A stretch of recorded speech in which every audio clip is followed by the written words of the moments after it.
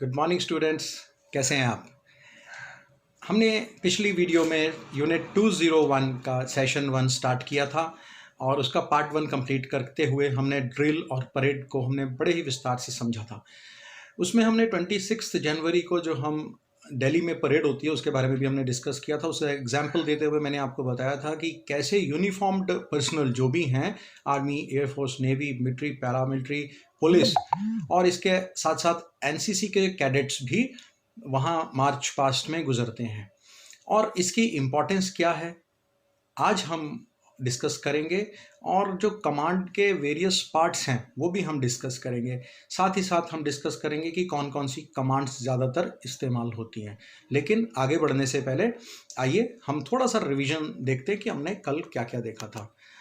तो ये सबसे पहले था कि ड्रिल इसी किसे कहते हैं कि ये एक शारीरिक प्रक्रिया है जो कि आप देख सकते हैं फिजिकल एक्टिविटी है, एक ग्रुप ऑफ यूनिफॉर्म्ड पर्सनल के द्वारा की जाती है, यानी वर्दीधारी सैनिकों या समूह के द्वारा की जाती है, जिससे हमारे अंदर अनुशासन पैदा होता है।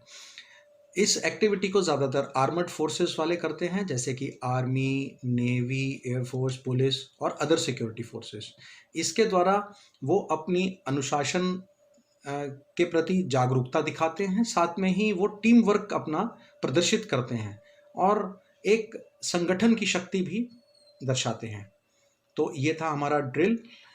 आइए हम चलते हैं अपने नेक्स्ट चैप्टर की तरफ, नेक्स्ट सेशन की तरफ, जिसमें ये बताया गया है कि जो कमांड्स हैं उसके कितने पार्ट्स होते हैं। जैसे कि फॉर एग्जाम्पल अगर मैं आपको बोलूं कि सावधान, तो सावधान वो किसके लिए कहा गया है, कब करना है, किसे करना है, तो ये थोड़ा कन्फ्यूजन हो जाती है। इसीलिए इसको 4 भागों में बांटा गया है। पहले वाले को हम बोलते हैं आइडेंटिफायर, जैसा कि आप देख सकते हैं ये लिखा हुआ है हमारे सामने, आइडेंटिफायर। उसके बाद आता है आइडेंटिफायर के बाद में आता है प्रिकॉशनरी। लेकिन प्रिकॉशनरी क्या है उसको हम बाद में जानेंगे। आइडेंटिफायर जो है ये एक सेक्शन के लिए या एक ग्रुप पर्टिकुलर खास सेक्शन या कंपनी के लिए दिया जाता है, तो उसको ही पता चलता है कि हाँ ये कमांड मेरे लिए है, नहीं तो सभी कंफ्यूज हो जाएंगे कि किसको परफॉर्म करना है। तो एक तरह से हम इसे हिंदी में कह सकते हैं पहचान करता। और ख़ास विशेषता ये है इसकी कि ये केवल परेड कमांडर द्वारा ही दिया जाता है। अब ये सेकंड है जो मैं जिसके बारे में आपसे बात कर रहा था, प्रिकॉशनरी। जैसे कि प्रिकॉशनर शब्द ही अपने आप में ये बताता है कि प्रिकॉशन का मतलब होता है एहतियात बरतना, यानी सावधानी बरतना, यानी किसी को पहले से बता देना, प्रिकॉशन लेना।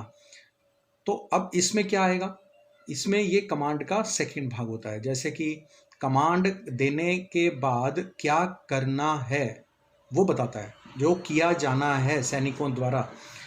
एक उदाहरण सामने है आपके, आप देख सकते हैं, जैसे कि दाहिने मुड़ कमांड से पहले क्या बोला जाएगा, सीधा ऐसे नहीं बोल दिया जाएगा दाहिने मुड़। उसमें इससे पहले आइडेंटिफायर जो हमने देखा था उसमें बताया गया कि सेक्शन ए, जैसे क्लास 10th है तो उसमें बोला जाएगा सेक्शन ए। अब वो आइडेंटिफायर हो गया। सेकंड पार्ट आ गया हमारा प्रिकॉशनरी। अब ये करना है कि क्या करना है उससे पहले उनको एहतियात के तौर पे बता दिया जाए ताकि वो अलर्ट हो जाए। तो इसमें हमने उदाहरण दिया हुआ है दाहिने मुड़ का। कमांड क्या है, दाहिने मुड़, लेकिन सीधा दाहिने नहीं मुड़ेगा वो, उसको बोला जाएगा, पहले आइडेंटिफायर में क्या बोला हमने, क्या बोला था हमने, क्लास 10th ए।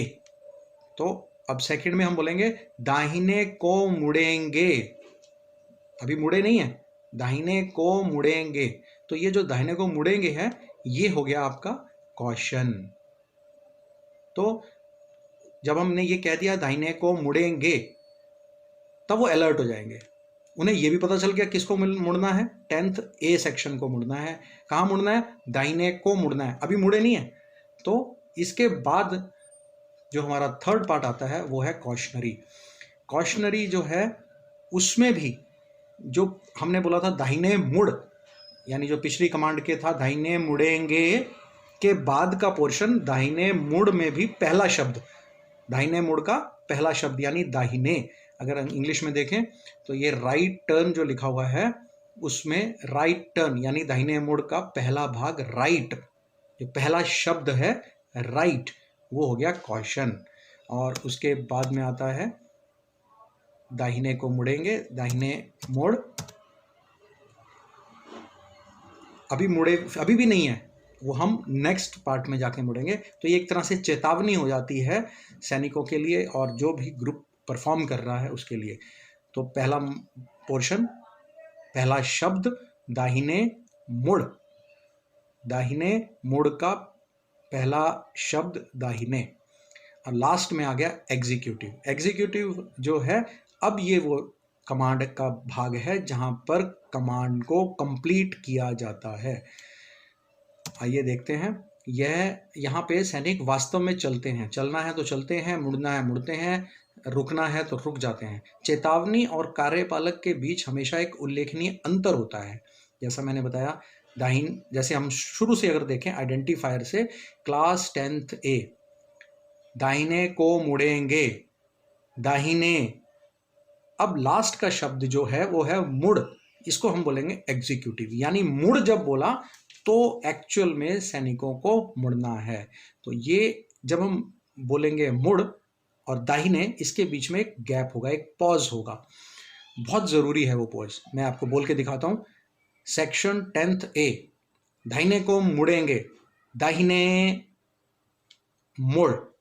तो जो लास्ट वाला मुड़ बोला वो एग्जीक्यूटिव है, और इसके ऊपर थोड़ा सा बल भी दिया जाता है एग्जीक्यूटिव के ऊपर, मोड़, ताकि उनको सुनाई अच्छे से दे और वो परफॉर्म भी अच्छे से कर सकें। तो ये इसके 4 भाग थे। आइए अब देखते हैं कि परेड के लाभ क्या क्या हैं, क्यों करते हैं हम परेड।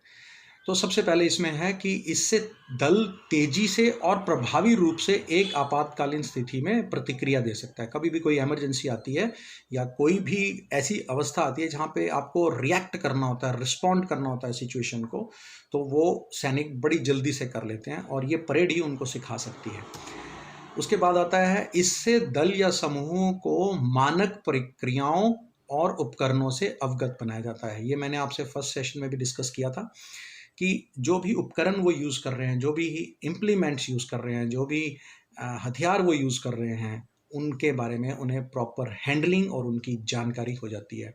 और लास्ट में आता है कि यह गतिविधियों के निष्पादन में आत्मविश्वास के विकास में सहायता देता है, यानी कि उनका जो कॉन्फिडेंस है वो बहुत स्ट्रांग हो जाता है। जब हम किसी काम को बार बार करते हैं तो उसमें हम परफेक्ट हो जाते हैं, तो हमें उसमें घबराहट नहीं होती।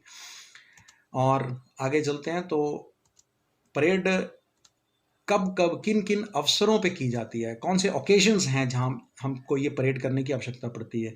तो सबसे पहले है उच्च स्तरीय कमांडर या अधिकारी या विशिष्ट अतिथि के आगमन पर। जब भी कोई हमारे बेस में, हमारी यूनिट में, हमारे जगह पर कोई बाहर से कोई व्यक्ति आता है, अतिथि आता है, तो उसके सम्मान में हमें ये परेड ऑर्गेनाइज करनी होती है। उसके बाद होता है किसी भी यूनिट को या किसी व्यक्ति की किसी खास उपलब्धि को सम्मानित करते हुए, या जैसे कोई मेडल दे रहे हैं, या किसी को, आपको पता होगा, फ्लैग इशू करते हैं, प्रेसिडेंट फ्लैग मिलता है, तो उस टाइम पर यह परेड की जाती है। तीसरा है अलंकरण और पुरस्कार वितरण के लिए। तो जब किसी को फेलिसिटेट करना होता है, किसी को ऑनर करना होता है, तब भी परेड की जाती है। जब कोई ट्रेनिंग करके पास आउट होते हैं, तब आपने देखा होगा एनडीए से बच्चे पास आउट होते हैं, ऑफिसर्स पास आउट होते हैं, तो वो टोपियाँ उछालते हैं, तो उसको पासिंग आउट परेड बोलते हैं। तो जब वो अपना कोर्स कंप्लीट करके जाते हैं तो तब भी एक परेड होती है। और लास्ट में आता है घटनाओं की याद में। किसी भी प्रकार की कोई लड़ाई हुई है या कोई ऐसी घटना घटी है, कोई हमारे सैनिक शहीद हुए हैं, तो उनकी याद में भी हम परेड करते हैं। अब आती हैं कुछ बेसिक ड्रिल्स और कमांड जो कि हम साधारणतः यूज़ करते हैं। यहाँ एक बात बताना चाहेंगे कि जब हम अंग्रेज़ों का शासन था हमारे देश के ऊपर, तो कमांड्स अंग्रेजी में दी जाती थी, लेकिन जब आज़ाद हो गया देश तो उसके बाद ये हिंदी में देनी शुरू की। और उनका हम यहाँ पे आपको दिखा भी रहे हैं, जैसे लाइन बन, इसको अंग्रेजी में फॉल इन कहा जाता था, लाइन तोड़, फॉल आउट, सावधान, अटेंशन, हिलो मत, स्टैंड स्टिल, विश्राम, आराम से, सज, दाहिने सज, सज बाएं सज, खुली लाइन चल, निकट लाइन चल, दाहिने बाएं मुड़, थम, तेज चल, धीरे चल, दौड़ के चल, परेड तीनों तीन में दाहिने बाएं चलेंगे, कूच कर, परेड पर, विसर्जन, दाहिने देख, बाएं देख, सामने देख, आदि आदि। यहाँ पे ये परेड जो के कमांड्स जो हैं, ये एक प्रैक्टिकल इशू है जो कि हम ग्राउंड पे जा कर के ही कर सकते हैं। आने वाले वीडियोस में मैं ज़रूर इसको आपको प्रैक्टिकल भी करके दिखाऊंगा, लेकिन आप जितना इसको ज़्यादा प्रैक्टिकल करेंगे, जितना ज़्यादा से ज़्यादा आप इसको करेंगे, तो आपके अंदर परफेक्शन आती जाएगी। तो मुझे आशा है कि आपको ये तीनों चारों जो चीज़ें हैं ज़रूर समझ में आई होंगी। यदि आप चाहें तो कोई भी आपका अगर प्रश्न है तो आप अपने इस कमेंट बॉक्स में लिख सकते हैं, आप मुझे ज़रूर भेजिए। और किसी भी प्रकार की परेशानी हो तो आप ज़रूर लिख के ज़रूर रिस्पॉन्ड कीजिए। Thank you.